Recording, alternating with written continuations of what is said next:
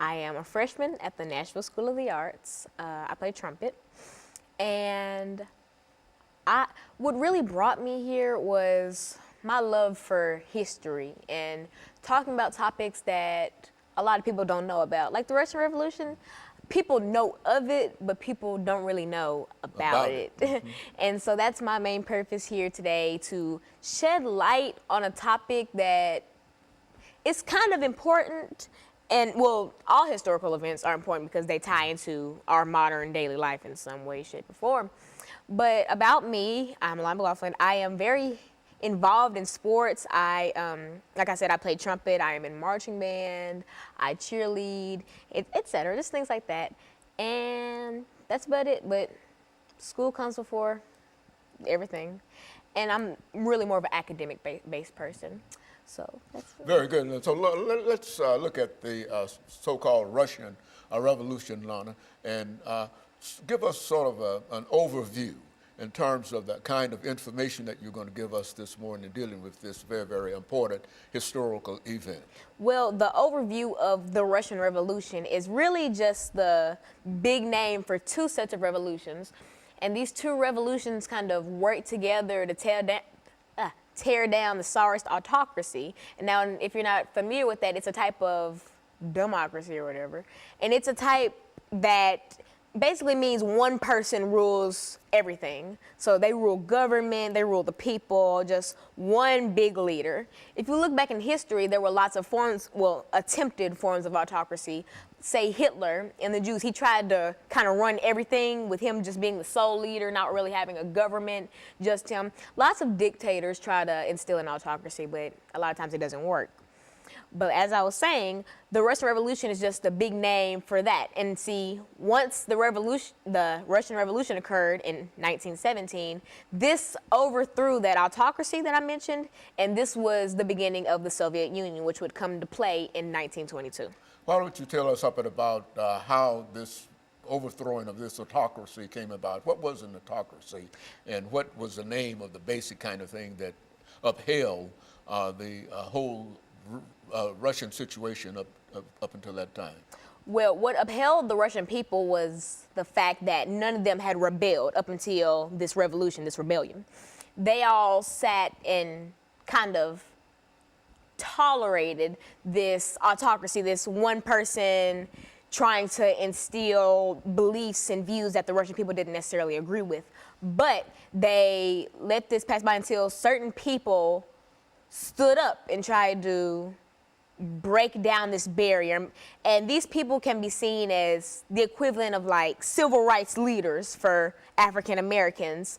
As we know, civil rights leaders tore down the barrier of segregation and things like that, and they helped bring equality for their people, as the people who stood up for the Russians did. And there's so many people, more than I can name, that stood up and fought this. But in the end, these people stood up, and that's how the part one of the revolution started, because like I said, there was two revolutions. They both occurred in 1917 though.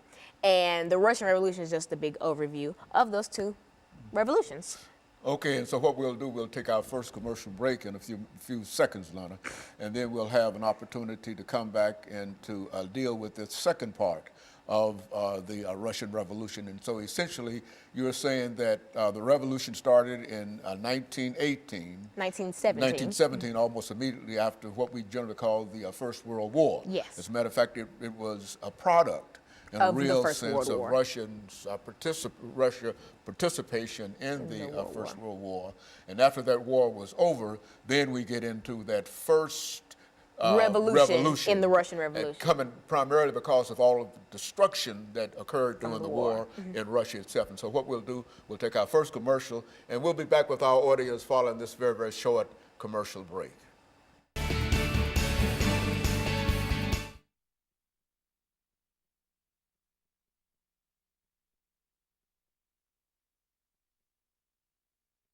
Why it would never survive somewhere like like America and stuff like that. And then after that, I'm just going to like comparing dictators and stuff. Okay, well, you let me know. Are you just going to start comparing? I'll just follow you. All right. Okay, well, I'm just trying to get a pace to it and get a voice level and a depth to it. Okay. You make it go that way, and because it bring you out in reference to it. And so when we come back, I'll announce what we're dealing with, and then you can start again where you please. And we've got 8 minutes, and you deal with this however you wish to. And if at some point you wish to bring in some information in reference to the animal farm, et cetera, anything that you want to deal with dealing with the Russian Revolution, because I think we've got a pretty good start dealing with that great historical event.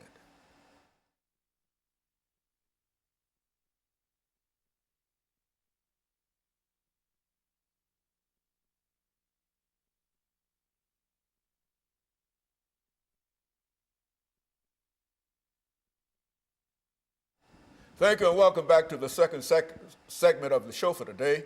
We're talking to Alana McLaughlin, and she's giving us some information in reference to the Russian Revolution, a revolution that occurred almost immediately after the First World War that started in 1914 and came to an end in 1917. And that would be the sort of historical beginning of what we're talking about now, the destruction of an entire Russian society, and now an attempt to what? Rebuild that society. Rebuild that society. Approach it from that perspective. Well, for our viewers just tuning in the first segment, we did go through my background in education, but more importantly, we kind of talked about what the revolution was. Now, the Russian Revolution is the big name for two sets of revolutions that occurred in 1917, right after the First World War. These revolutions kick-started the overthrowing of the Tsarist autocracy, and I talked about what an autocracy was, which is a one-person-led society. It's just one big leader that rules government, and et cetera, et cetera. And I talked about, they overthrew this, and also the Russian Revolution was the Kickstarter for the Soviet Union. Now, the Soviet Union is a party. It's a political party, just like, Republican or Democrat. Coming out of the Communist Party. Coming from communists. Now, the Soviet Union's big idea was that all persons should have equal rights, equal property, just everybody should just be equal. There was no personal property, everything belonged to the state, really. But they tried to make all people equal. Now, you could see that it might sound, fair and good in the end, but it doesn't really work. Now, something like this couldn't be instilled in America because we have different rankings of people. We have the higher class, we have the lower class, middle class, working class, all that. And to make all these people into one little division. Equal. Yeah. Everything is equal under that system. Is that what wouldn't necessarily work, because while all men are equal, all their possessions and some skills and et cetera are not equal. And so the Soviet Union tried to just take away all personal properties. You were just blank, basically. You were nothing but, me and you were the same. Even though we're quite different people, in their eyes, we're the same. We're not individual. And something like that isn't really a smart idea to do for a country, because people are individuals. And to try to classify them into one small division doesn't really make sense, because you cannot classify all people into one thing. Just like if I go into a building and I say everyone in here is middle class, that wouldn't be true, because everywhere you go, you'll have lower class, higher class, middle class, things like that. Are you saying that even though there's an attempt to make everybody equal, that all individuals are not the same, and therefore, no matter what kind of system you develop, you have to make arrangements for those differences within America, within individuals? Is that what we're saying? Yeah, and some lesser-known political parties say that people are equal, but we're different, and that's true.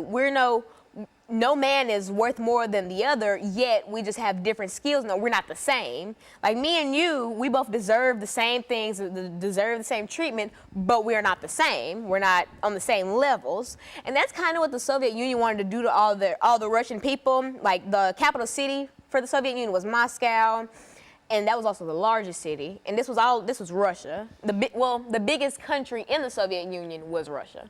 And so I'm kind of focusing in on Russia because of the Russian Revolution. And so in making all those people the same, it didn't really work out. And so, but here's a surprising fact. After 1917, once the revolution started, once it ended, this was 1922 at this point. That's when the Soviet Union really came into power and was classified as an actual party. The Soviet Union did not end until 1991, July of 1991. So this actually lasted, and it was incorporated for the Russian people. And so 1991 was about 20-ish years ago.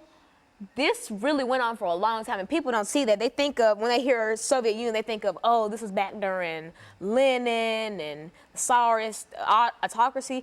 This was very close to 2017. This is 2017. That was not a long time ago. And so